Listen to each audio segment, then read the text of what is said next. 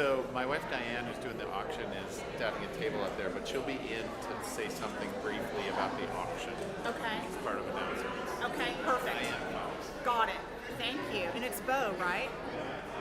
Thank you. Beauvais, thank you. I know, but I wanted to remember your name. Thanks, Beauvais.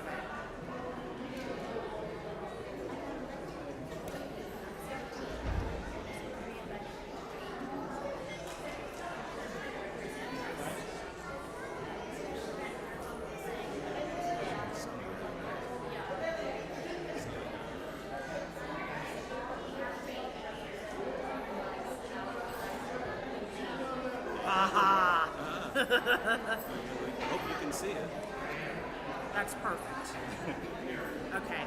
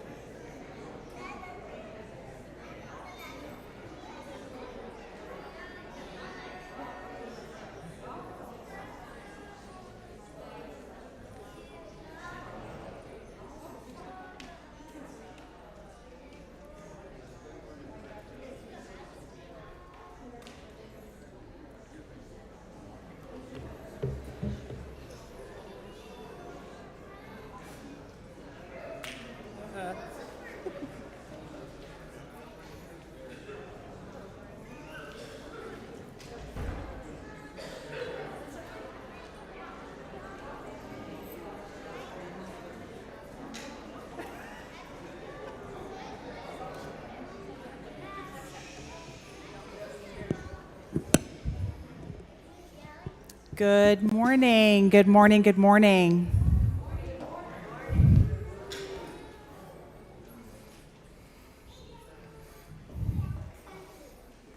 How about those vols? My phone turned orange last night and I wasn't even at the game. It is lovely to see such a great crowd this morning. So I'm very, very happy to be up here to welcome you this morning. My name is Heather Kistner. I'm a member here at TVUC, and it's also my privilege to be able to be a board member here as well. I welcome all of you here, wherever you are on your journey, wherever you want to go, wherever you have been. It all creates the story that we're here to share today, right? COVID, low. COVID is still low, so fingers crossed, fingers crossed. If you'd like more information about TVUC, there is a small piece of paper, hopefully in front of you or behind you in the seat pocket. I do ask that you fill those out. If you have any questions, feel free to ask myself or any of the speakers today. And also, I would like to invite you to get involved. We have over 60 programs and opportunities for you to be involved in our church. And I promise you it's always a good time regardless of the task. So if you'd like to know how you can get involved, come chat with me after the service. If you or your family are interested in our youth education program, Miriam Davis was at the table outside today as you entered. Please feel free to also chat with her about our religious education program. There's lots to offer from littles to bigs. We would like for you to join us after service for coffee, conversation, lemonade, and hot chocolate. And also, I believe we're going to have some special Indian treats, I think, that will be shared and celebration of Diwali. So thank you in advance for those. We have several announcements, and we will start with Diane Fox with the auction.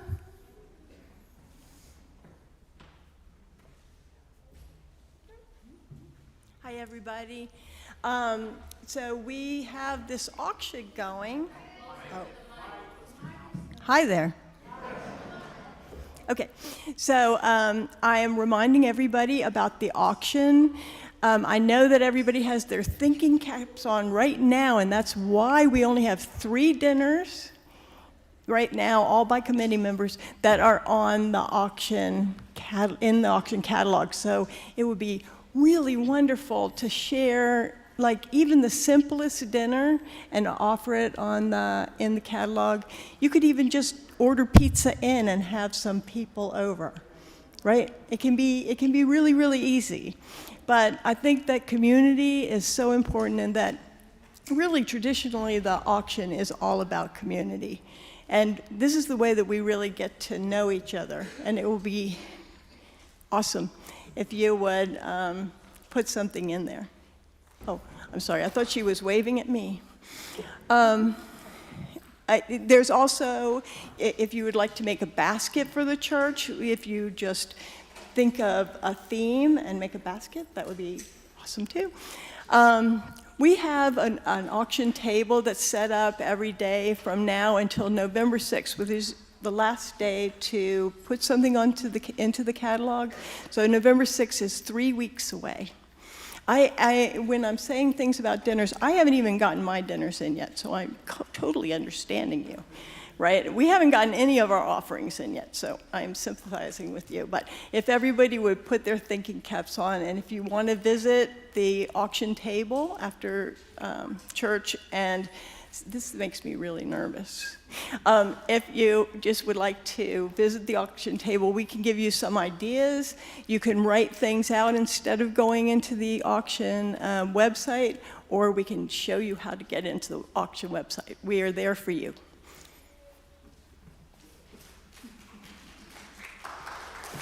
Thank you, Diane. Next, we have Ruth Horton, who would like to come up and speak in regards to Justice Knox. So we've been talking about Justice Knox from the pulpit and in the newsletter and stuff. This week is the week that our congregation is hosting our house meetings, the first event in the Justice Knox cycle of the year. And there are 3 opportunities. There's on 17th at Polly's house, the 18th at my house, and the 21st at Barbara Taylor's house. Barbara and Polly, can you stand up? If you have not been invited to a meeting yet and would like to come, you could still come. So we'll be in the fellowship hall afterwards. Just ask us and we'll try to fit you into a place. If you want to know more about Justice Knox, come talk to us. Thanks. And last, we have Bill Cherry in regards to endowment fund.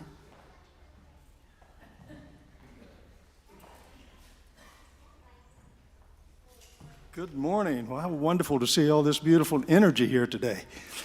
She said, I'm Bill Cherry. I'm on the board as treasurer, but I'm also an ex officio member of the endowment committee, and that's what I'm here to speak about this morning. Why do I support the endowment committee? the endowment fund. Well, I've been doing it for a number of years, both as a committee member here and at the mountain, which I'll talk about a little bit later. But I do it with relish because of the work that the endowment fund has done for the last few years. It used to be that it just collected money. Well, some years ago, we started the program whereby the endowment fund funded projects that were proposed by members and that would benefit the congregation. And these are things that typically would not be handled by our annual operating budget. This sound system is one of those. The patio, the welcoming garden, the technological upgrade. There's been a number of things that have all been put into this congregation as a result of the endowment fund's expenditures into those programs. But there's another reason for the endowment fund that most of us don't even think about, and that is protection, financial protection for the long term, the future. We don't know what's going to happen tomorrow. All of us have insurance because we can't predict what may happen tomorrow and whether or not we're going to need some form of protection. And one of the best examples of that was at the Mountain Conference and Retreat Center, which some of you have attended. A few years ago, through some mismanagement and some, quite frankly, some ineffective oversight, the Mountain was on the verge of shutting down, absolutely closing. And it was the endowment that at that time had somewhere between $300,000 and $400,000 that they were able to provide a financial foundation for the Mountain to be able to restructure, to correct some of their fundamental problems. And now I'm happy to say they are thriving. The endowment fund is back up to over $600,000. And this has been one of those rare examples, but still something that could occur when an organization gets into trouble and the endowment is there to help. Now, how can we support the endowment? Well, you've heard about making donations to the endowment. That's what October Endowment Month is all about. I am proud to say that I am able to contribute to the endowment on an annual basis, usually through the Endowment Month activities. But I also have the endowment in my will. Some years ago, after several years of procrastination, I was motivated to revise my will to include the endowment in there. And it is a hope that many of our congregants will find a way to do that. To help you with that, next Sunday, 9:30 before service, our very own Amy Hess will be giving a seminar on estate planning. Now the title, Everything You Should Want to Know About Estate Planning and Should Never Be Afraid to Ask. So it kind of includes everything. So if you have any questions about your own will, your estate planning, please be sure to attend that important session next Sunday at 9:30. Now there's one other activity that many of you are planning to attend, and that is the Halloween party that I host that will be on October the 29th. Why do I mention that? Well, this year it is a fundraiser for the endowment. So if you come to the party, not only will you hopefully have a good time, but you will be contributing to what I certainly believe is a great cause. Thank you so much.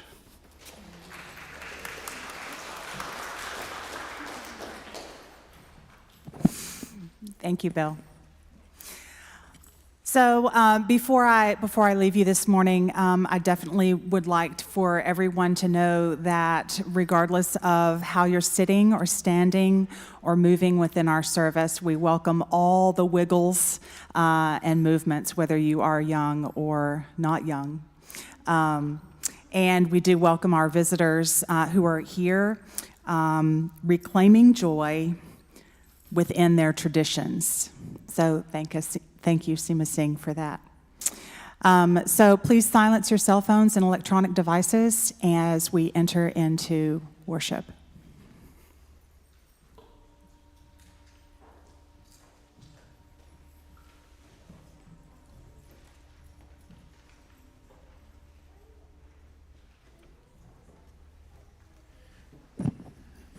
Daya Kardan Bhaktika is in our hymnal, if you want to take a look at it, and it is known, described there as a scout prayer. And all over India, there are scouting programs similar to the scouting programs we know here. And this song is also known as Dayakardan Vijaka and is used as an opening prayer to school programs all over India. So this is also our opening prayer.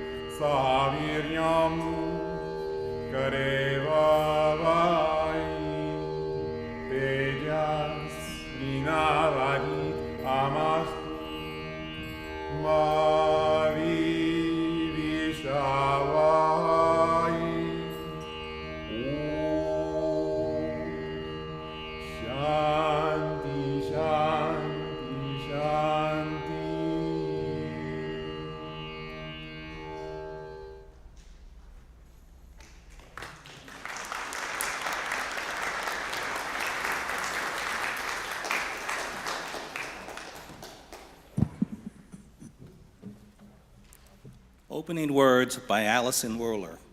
It's good to be together. With thankful hearts, we have come together this morning to celebrate the bounty of the day, to bask in the warmth of this community, to share with friends the tides of our lives, to entertain perennially our hopes for a better future. We join together this morning, as always, to resist injustice and inequality, wherever they may be found.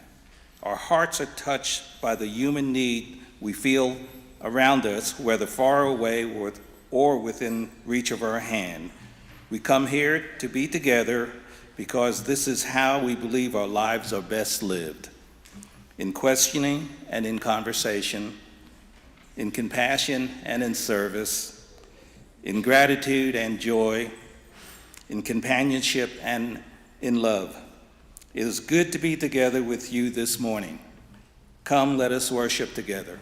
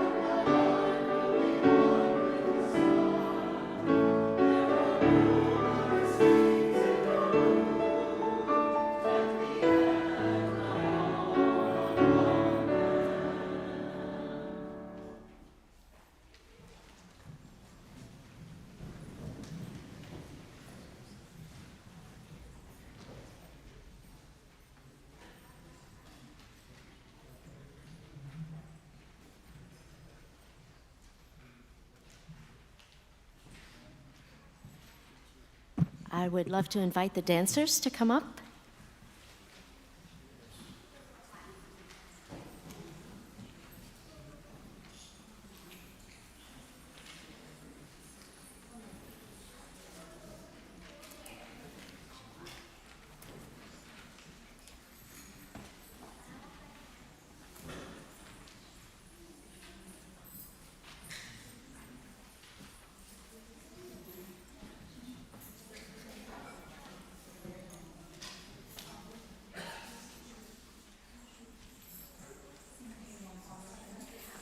For the first Bhimla dance, yes.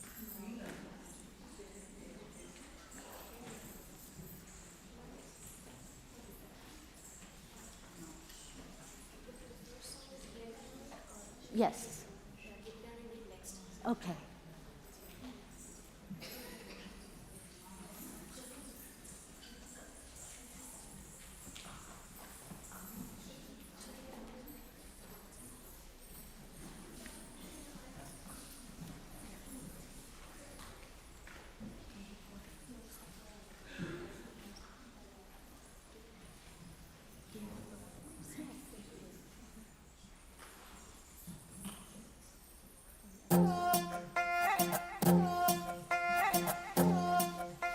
నువ్వు అమ్మి అమ్మి అంటాంటే నీ పెళ్ళాన్నైపోయినట్టుంది రా సామి నా సామి నిన్ను స్వామి స్వామి అంటాంటే నా పెనిమిటి లెక్క సక్కంగుంది రా సామి నా సామి నీ ఎనకే ఎనకే అడిగేస్తాంటే నీ ఎనకే ఎనకే అడిగేస్తాంటే ఎంకన్న గోడి ఎక్కినట్టుంది రా సామి నీ పక్క పక్కన కూసుంటాంటే పరమేశ్వరుడే దక్కినట్టుంది రా సామి నువ్వు ఎల్లే దారి సుత్తా ఉంటే ఎర్రయ్యండి రా సామే నా సామే నా సామే రర సామే బంగారు సామే మీసల సామే రోషల సామే నా సామే రర సామే బంగారు సామే మీసల సామే రోషల సామే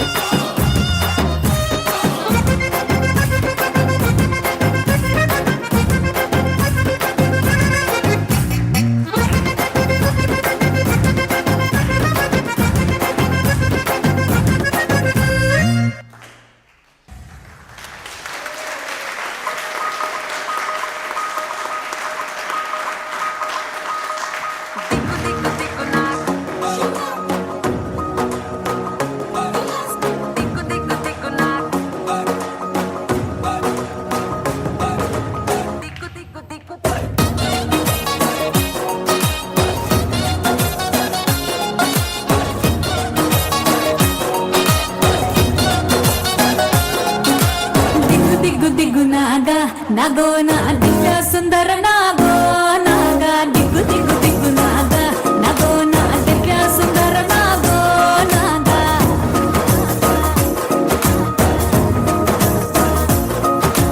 నాగెట్టి స్థాలగాడ నాకెట్టి పనిరో నావగట్టి సేలగాడ నాకెట్టి పనిరో నాకెట్టి సాలగాడ నాకెట్టి పనిరో నావగట్టి సేలగాడ సంతాల సత్త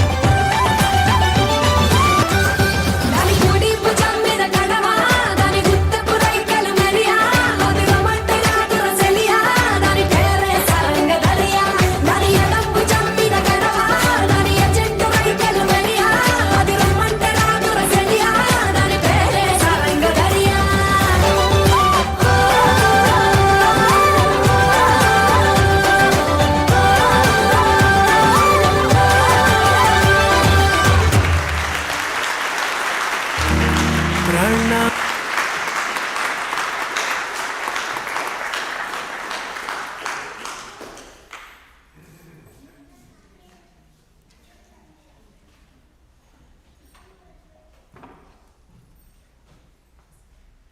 this time, we'll sing our children's lesson as religious education retires.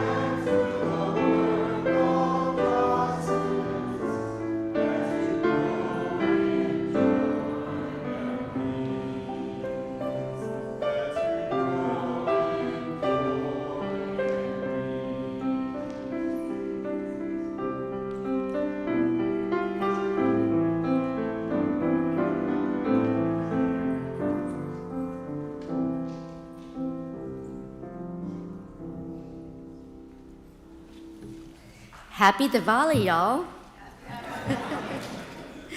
It is so good to see all of South Indians and Indians. We have needed you guys in here for a long time. I'm tired of being one of very few. So you are always welcome here. And thank you. That was beautiful.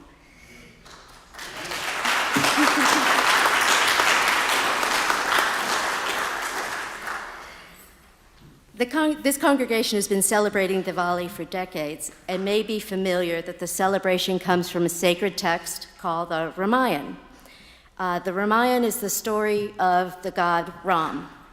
The Ramayana is a huge, epic, mythological saga with hundreds of small stories within it and has many versions. It has as many versions of it as people who tell it and share it. For today, the piece that has to do with Diwali, the important part is when Ram and Sita, his wife Sita, return from their exile, they return to their kingdom Ayodhya to take their rightful place at the throne. As they return from the forest, the people of the city light diyas, candles, and fireworks to light their path back and to celebrate the return of light over darkness. The many stories of the Ramayana have had great meaning to me. I don't remember a time in my life when I didn't know these stories. Part of the significance was that my father's name was Ram, so he always claimed it was the story of him. He shared these stories with me from when I was very young, and we often discussed the lessons that they held. As I grew older, there were portions of the story that disturbed me, and he and I disagreed on their meanings and what lessons to take from them. Before Ram and Sita return home, during their exile, Sita is kidnapped and held captive by Ravan, a king from the south. Ram eventually rescues her, and upon their return to safety, questions start to arise. Was Sita with this other man for a while? Was she touched by him? Is she still pure? They decide a test of fire should suffice to prove her virtue. So Sita walks into the fire to test her virtue, and the fire god, Agni, refuses to burn her or harm her in any way. She is then declared loyal and faithful to her husband, and all is well. King Ram and Queen Sita then return to their kingdom. There's Diwali and the great celebration, and their life begins in the kingdom as king and queen, and once again, all is well. Gossiping begins within the kingdom. People questioning, how could Ram be with a woman, Sita, who might have been with another man? What kind of leader is he to keep her in his home? Ram hears these tales of gossip. And he says to Sita that in order for him to be a good ruler, he must send her away. She is sent to the forest again. This time she is pregnant with Ram's child. The years pass. She lives with a hermit in the forest and raises her child. One day when her son is a teenager, the family they bump into each other again, and she introduces Ram to his son. In some versions of the story, there are two sons and some one. There's so many stories, it's great. Ram is incredibly happy, and he wants his family to return to the kingdom as a family. He says to Sita how much he has missed her. He has even created a golden statue to resemble her and sit in the throne next to him. She refuses his invitation and says, "You may take your son, but I will not be returning." She turns away, and her mother, the earth, opens up and takes her back to her original home. So my father and I had different interpretations of what happens here and how we translate the lessons. We agree that Sita had been kidnapped and held captive against her will. To me, had she been touched by her captor, that touch would be non-consensual. To subject her to a test of fire meant that even as a victim, she must bear once again the consequences of someone else's behavior. Luckily, she passes the fire test. They return to the kingdom as king and queen. When the gossiping begins, questioning Sita's character and Ram's leadership abilities, my father felt that good leaders must make sacrifices, and that Ram made a difficult choice to put his subjects over his family. Whereas I feel that good leaders must begin with respect in the home. And if we thought this way, perhaps we would have better leaders today.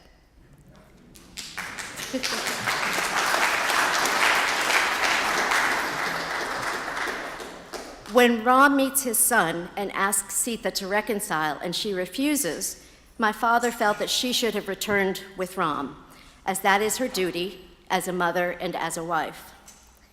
Whereas what I see is a very strong woman who has been through trauma from those that profess to love her. She has behaved honorably. Not only did she raise her child herself, but never bad-mouthed her baby daddy and encouraged their reunion. Now, those are some morals and lessons that I can stand by. What I do have a great deal of gratitude for is that the time I was able to spend with my father and go through these stories, what I was learning was to examine and to think deeply. And I have great appreciation because I think that's the origins of why I became UU, because we question everything. And I feel at this time, my understanding, what I've gained from the story, from the Ramayana and from my father, from Hinduism, is who has made me what I am today. And my version of the story with this powerful woman is the piece that helps me reclaim the joy in my tradition. Thank you.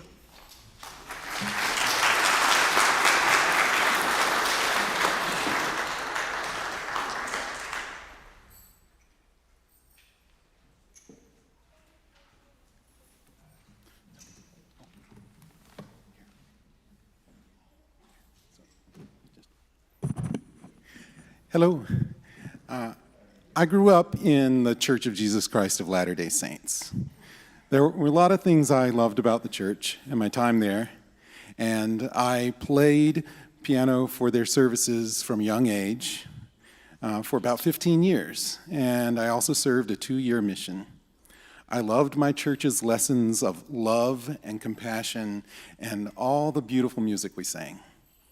One of the children's songs that has long stuck with me is called "I'll Walk With You."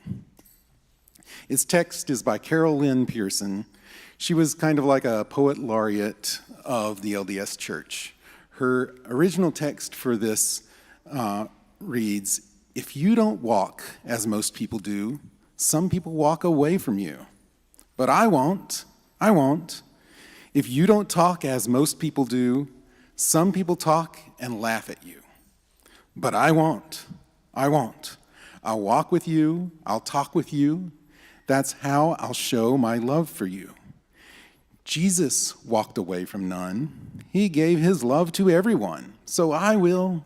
I'll walk with you, I'll talk with you. That's how I'll show my love for you. I believed that I would always show that kind of compassion in any situation. But supporting my church's claims of absolute truth also put me at odds with these ideals of unconditional love. As a middle school child in the American Southeast, one of my public school classes had daily prayer, much like the daily prayer I sang for our musical meditation. But that prayer we had wasn't like the type of prayer I had learned in church. So one day it was my turn to offer the prayer, and I prayed in the appropriate way that I'd learned in church and was told I wasn't praying correctly. Maybe a decade later, I was serving my mission and teaching about the church and baptizing new members, and I was now in the position of teaching and enforcing the church's standards on how to pray, how to dress, and how to love.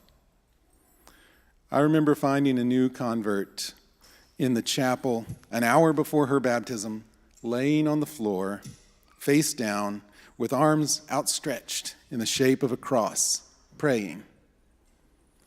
We, as young missionaries, were scandalized. That's not how you're supposed to pray.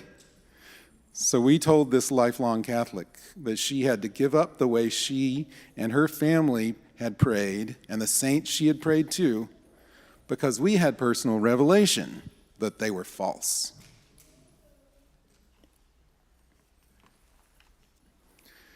I came to feel that by striving to live and share my church's teachings with complete fidelity, I ended up falling short of the unconditional love that I aspired to when singing "I'll Walk With You." This has clouded much of the joy I felt with the church music I enjoyed growing up. But when I first learned this song, shortly before going on my mission, I didn't know that Carolyn Pearson had already experienced a great deal of personal heartbreak due to the church's teachings. She has since spent decades as an advocate for LGBTQ rights and women's rights. She recently wrote some new text for "I'll Walk With You" and published it as a children's book. And now both she and the church have graciously given me permission to use some of her new text today while singing "I'll Walk With You." By sharing this with you, I reclaim what brings me joy.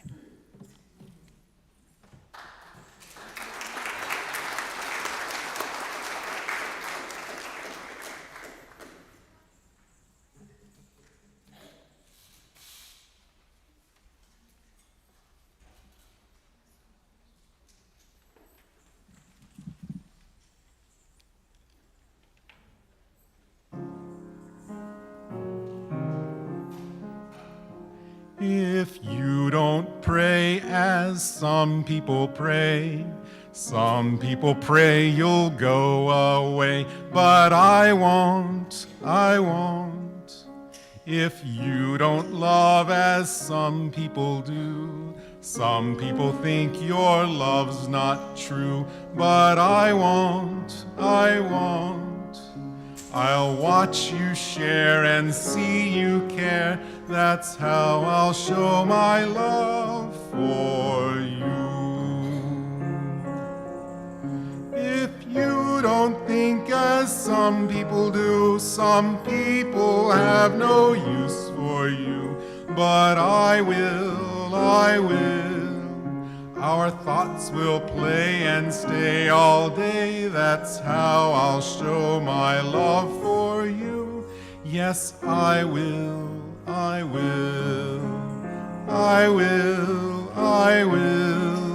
I'll walk with you, I'll talk with you. That's how I'll show my love for you.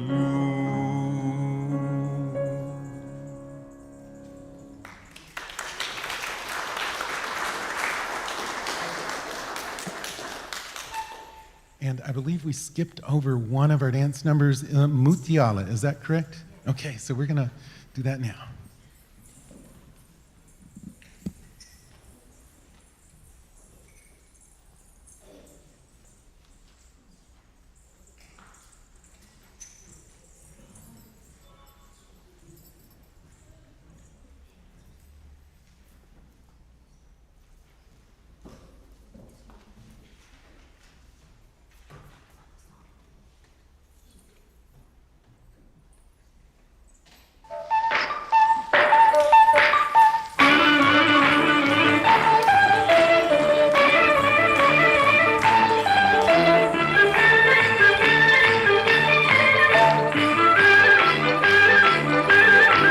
ముత్యాల చెమ్మ చెక్క రత్నాల చెమ్మ చెక్క ఓ చెల్లి మురిపెముగా ఆడుదమా కల కల కిల కిల నవ్వులతో గాజులు గలగలలాడ ముత్యాల చెమ్మ చెక్క రత్నాల చెమ్మ చెక్క ఓ చెల్లి మురిపెముగా ఆడుదమా కల కల కిల కిల నవ్వులతో గాజులు గలగలలాడ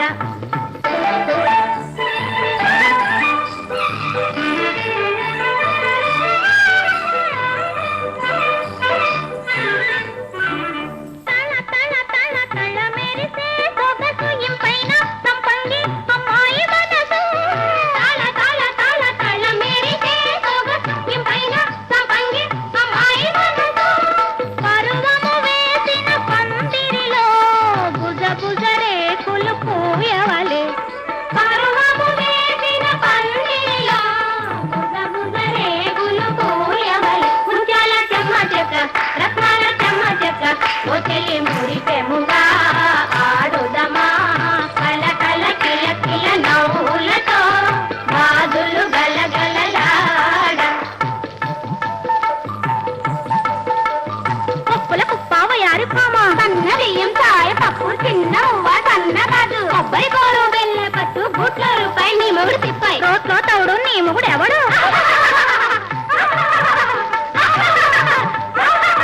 గుమ గుమ గుమ గుమ చారడేసి మొగ్గల గులాబీ జవాది అమ్మాయి బుగ్గలు గుమ గుమ గుమ గుమ చారడేసి మొగ్గల గులాబీ జవాది అమ్మాయి బుగ్గలు ఆడిన ఆటలు నోములయ్యి కోరిన పెనిమిటి దొరకవలే ఆడిన ఆటలు నోములయ్యి కోరిన పెనిమిటి దొరకవలే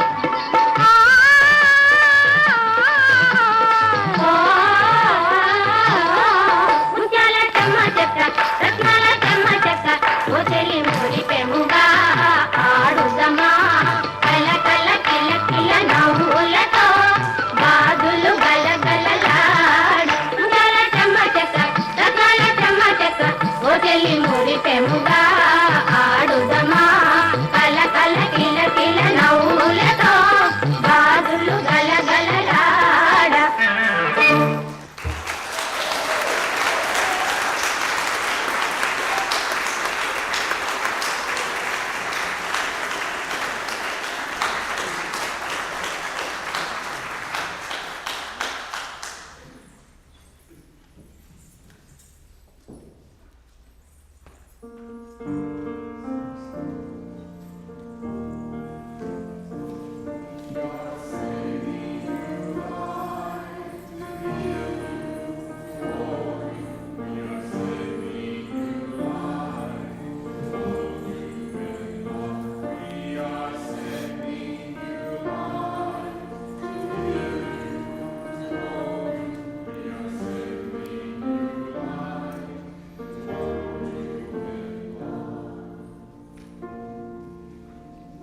Good morning to everyone here and to everyone watching the live stream.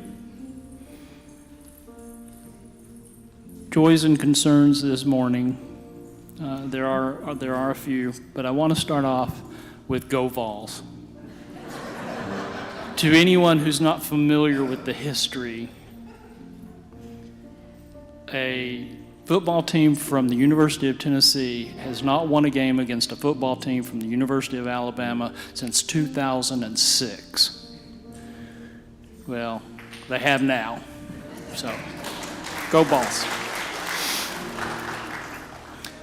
This past week, there was an intimate farewell dinner for Jametta Austin, our assistant minister until recently. She will be heading back up to the Northeast this coming week, accompanied by friends. And another thing about that trip, her beloved dog Mocha, who has played a supporting role in Zoom meetings and a number of Sunday morning streams. She would be seen. Mocha would be seen behind Jametta, wandering through the frame. Mocha is getting close to crossing over the Rainbow Bridge, so Jametta will be saying farewell to her beloved Mocha soon, on top of everything else. We wish the best to Cindy Cotter and Mark Cotter, who are preparing their move to Silver Springs, Maryland. Moving to Maryland will allow them to be closer to their daughter, the Reverend Caitlin Cotter, and their 2 grandchildren. Our loss is their grandchildren's gain. And we hold in the light the family and friends of Robert Minge, who was the husband of the late Karen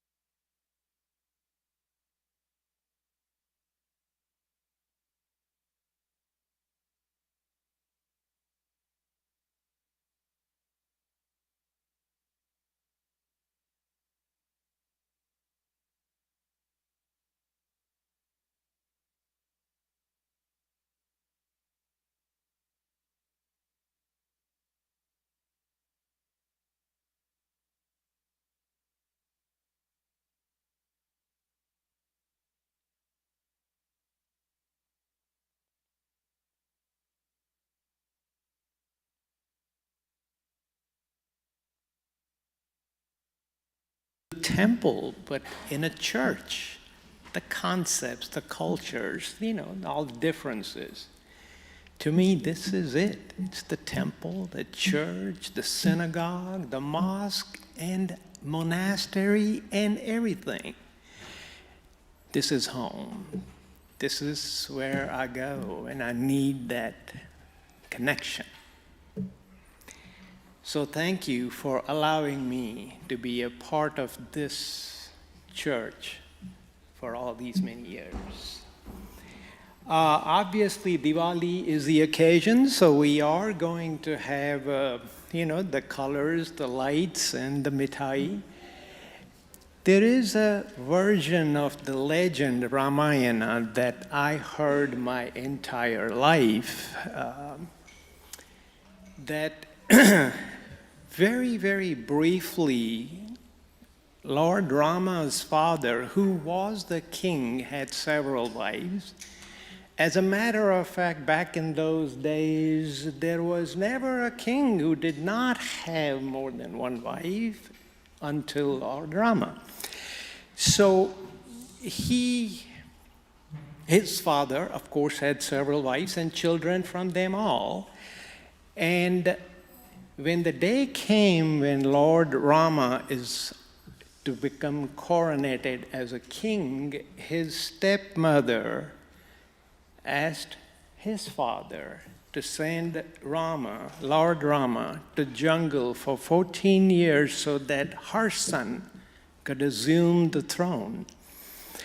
And it was pretty cataclysmic, as you can imagine, but Lord Rama did just that because that was a wish of his father and the stepmother. And a very long story, and 14 years later, when he returned with all the tumult and, things that happened, there was celebration. So the ending was that. Several days of joy, gaiety, happiness, celebration. And that's what Diwali embodies. And I'm so very thankful that I can continue to celebrate even outside of the country in which I was born, and right here in this church. Thank you for allowing me to share this story. And I do have some mithai in the kitchen, so please. Thank you.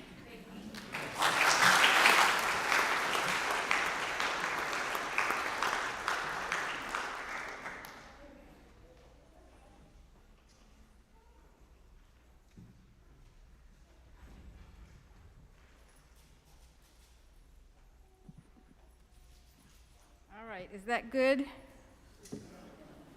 No. That. Straight at your mouth.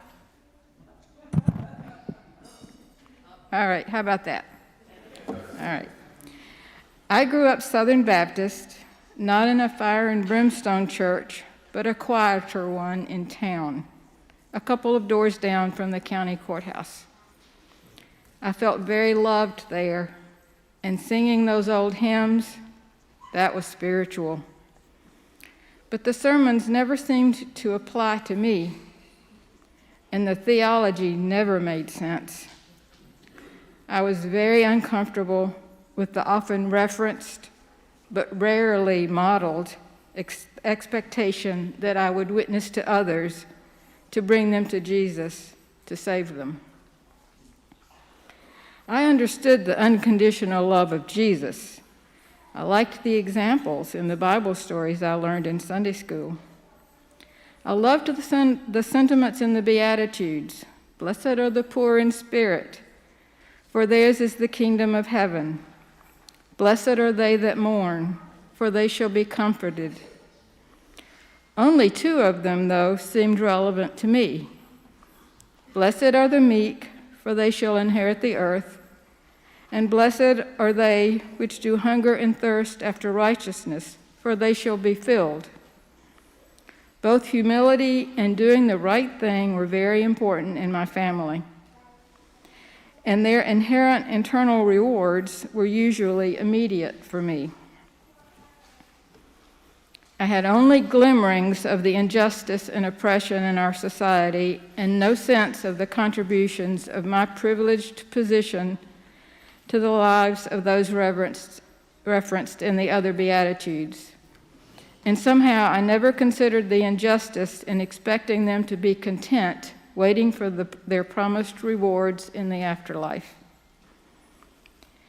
When I grew older, I became frightened that I was not having the being saved experiences that my friends had, though I was pretty good at burying those feelings in denial most of the time. One day, seemingly out of the blue, my mother said to me, "You know, Patsy, we all experience being saved in our own ways." Now that I think about it, though, she probably read my body language and facial expressions rather than my mind. Without articulating it even for myself, I decided the immense love I felt was my being saved experience. I joined the church and relaxed for a while. Another few years later, I became disillusioned with some underhanded evangelical tactics of my own church and the destructiveness of Christian evangelism in general that I learned about in an anthropology course in college. I turned away and rarely even glanced back. Early in my turning, I was amazed to find a like-minded life partner, and eventually we found UUism, and lately you, my beloved TVUUC community. After retiring, I began a more intense, though haphazard, spiritual journey. The turmoil of 2020 led me to learning about the spiritual underpinnings of the mid-20th century civil rights movement.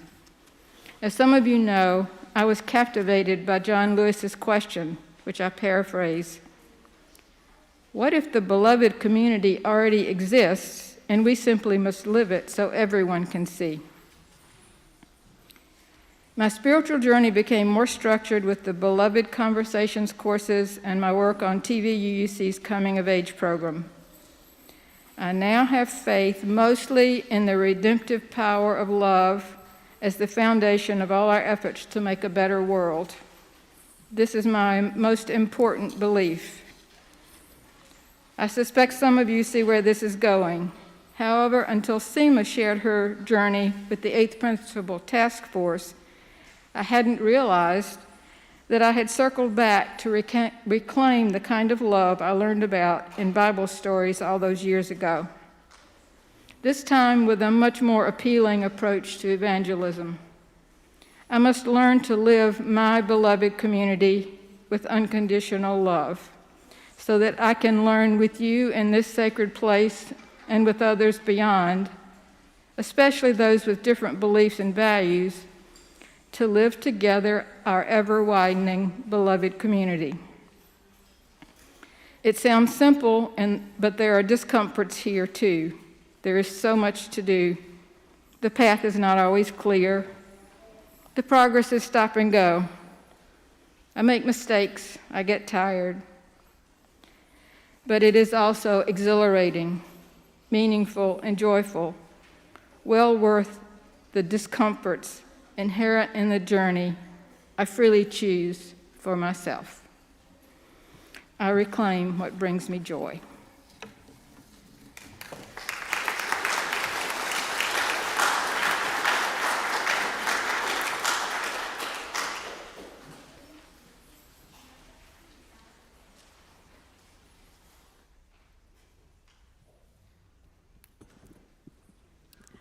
Good morning. Thank you for joining us here today. My name is Claudia Presley, and I'm the Director of Finance and Operations here. Today, we're at the part of our service where we collect an offering. Today's offering is a designated offering. It goes to the Lonsdale Environmental Camp at Tremont. What a designated offering is any contribution that comes in that is not marked as a pledge goes to that organization 100%. So today, if you would like to give, you can give through offering baskets here, you can give through the kiosk that's located out in the lobby, or you can give on your phone by texting to 73256, type in TVUUC, and then the amount that you would like to give. To tell you a little bit about what the Lonsdale Environmental Camp is, Lonsdale Elementary School is one of our inner city schools that has a number of students that live just a few blocks from here. However, many of them have never traveled more than a few blocks from their own homes and their own school. What this camp does is it takes students and offers them 2 or perhaps 3 days, I'm not quite sure on the number, but they go to Tremont Camp. They have counselors there to teach them about the different plants, the environment, how we can take care of all of that, and it opens up a whole new world to them. That is not something that is sponsored by Knox County Schools. That is something that is paid for with contributions through folks like you. So if you feel that it's important for those kids to have that sort of learning experience, then please reach in your pocket, look at your phone, go to your computer, and give. Thank you for being here today.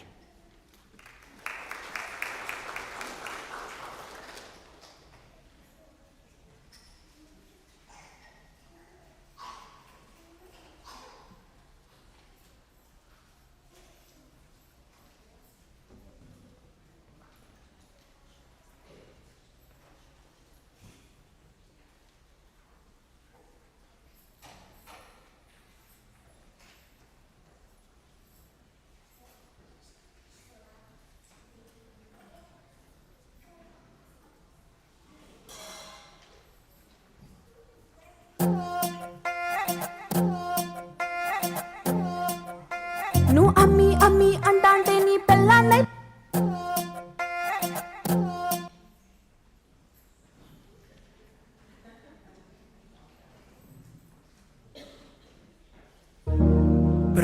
प्रणवालय पाहि परिपालय परमेशी कमलालय श्रीदेवी कुरिपिंचवे करुणांबुरासी धीम तारा जतुलतो प्राणमे नाट्यं चेसे गतुलतो नामशतं मूल नतुलतो नापैन नी చూపు ఆపేలా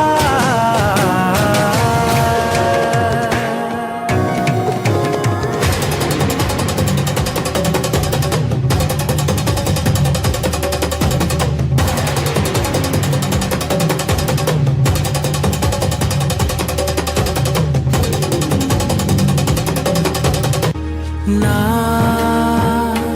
ఆలోచనే నిరంతరం నీకు నివాళినివ్వాలని నాలో ఆవేదనే నువ్వు ఆదరించేలా నివేదనవ్వాలని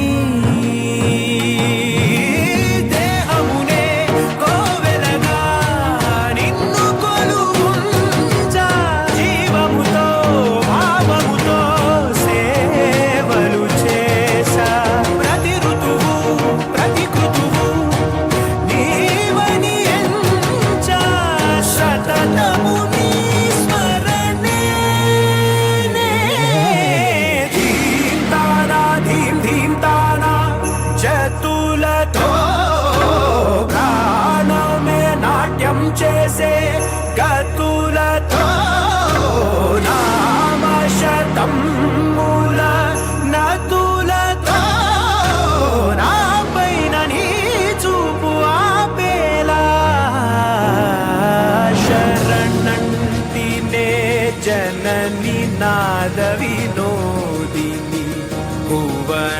పాలి నీవే అనాథ రక్షణ నీ విధి కాదటే మొరవిని చేరవటే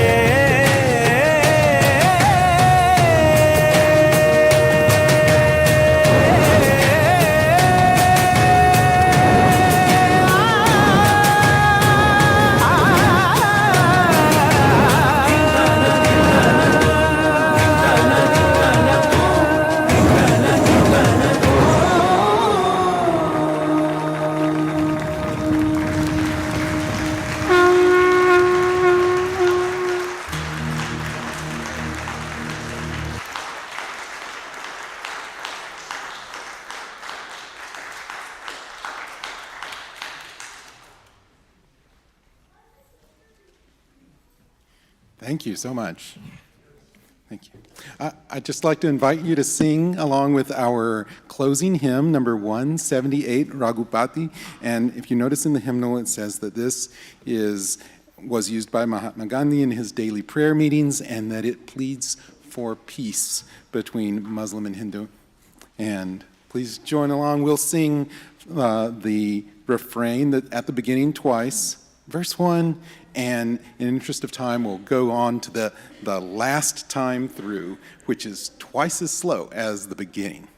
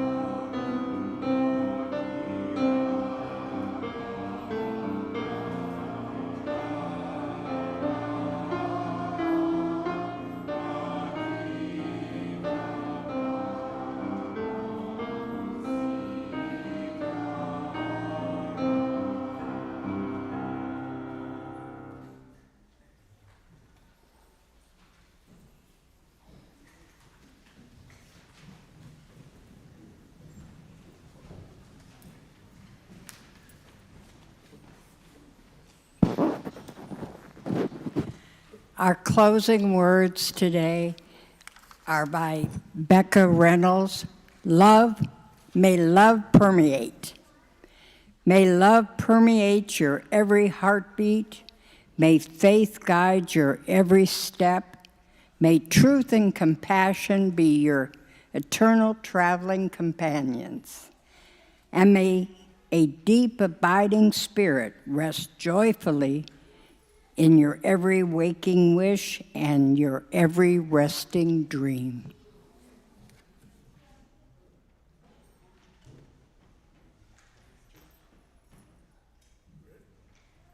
Prophetic Church, the world awaits.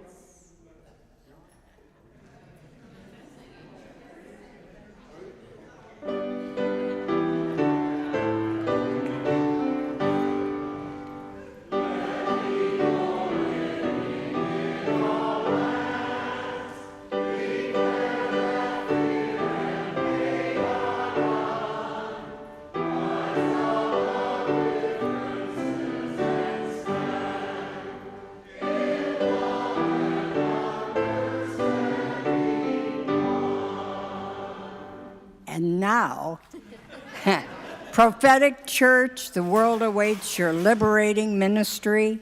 Go forward in the power of love. Proclaim the truth that makes us free.